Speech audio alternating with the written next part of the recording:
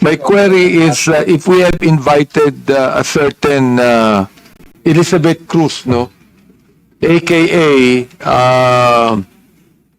Joey De Vibre, Mr. Chair. If we have invited her and she has an excuse letter, may I know what was the excuse, Mr. Chairman?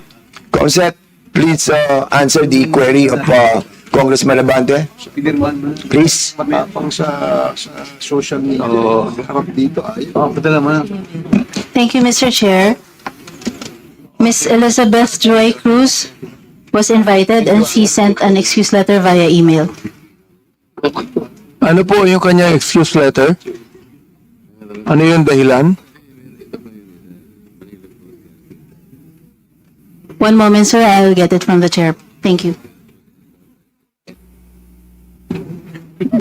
Mr. Chair, Can you kindly also, Comsec, can you kindly also try to tell us those resource persons who have not attended this committee hearing?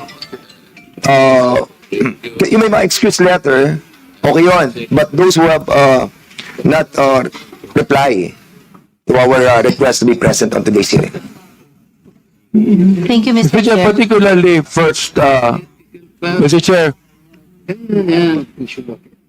Yes, Congressman Abante. particularly I am referring to AKA Joe De Vibre sapagkat matindi yung kanyang mga sinabi dito. Gusto ko talagang makita siya at makausap sapagkat dito minura niya ako at ang sabi niya panay kabobohan sa quad, sayang kuryente sa'yo. Bigyan mo sa kanya. Ano yung pack you? Yeah. Yung pack you, hindi ko alam yung pack. Huwag mo na sabihin. Congressman Abante. Katutuloy ko lang puta. Mr. Chairman, Congressman, don't be so personal. Let's be more comprehensive on this approach. Kaya binabasa ko lang eh. Sige, go ahead. I'll give you Pangalawa, November 13, 2024, nagmura na naman siya. Hindi ko na babanggitin yung mura niya. Pag tinatanong kung anong legislation ginawa niyo in relation to this, BS, ano ba yung BS? BS inquiry, sasagot ka. Paswelduhan ka ng taxpayers, gago. November 3, 2024, si Benny Abante at si Romel Marbil ay mga protektor ng illegal na droga dahil pilit nilang pinalalabas na hindi ito ganoon kasama. Tapos sabing ganyan, si Dan Fernandez and Ace Barber's survey are depressing. Alam na nila na matatalo sila sa eleksyon. So what is the hearing for? Smoke screen for the discount. Tinabi ko ito sapagkat matindi po itong mga akusasyon na ibinigay nitong gusto ko nilang magmura eh.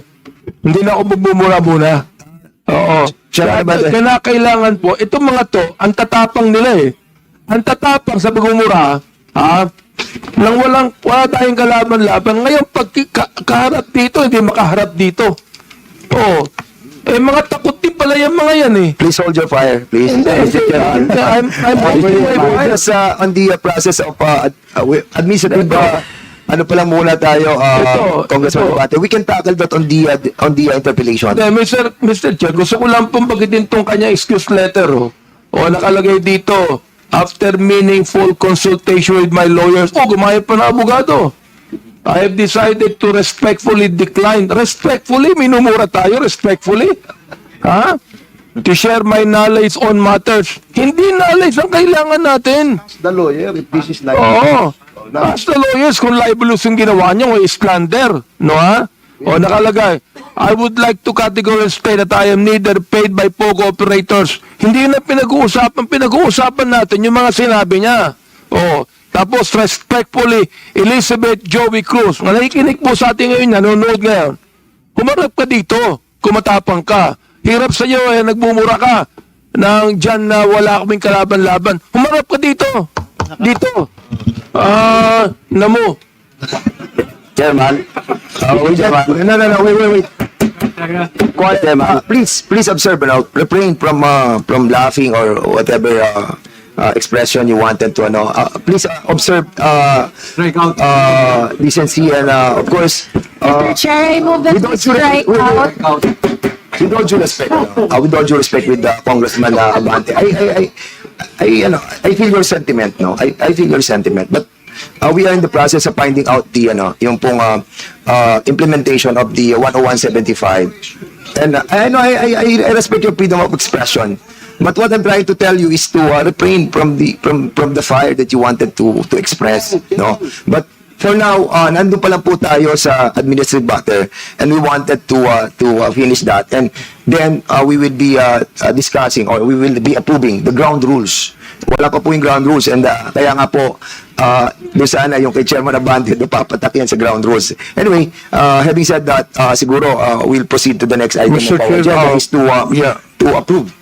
So that we can have an Yeah, orderly hearing, we must first approve the ground rules.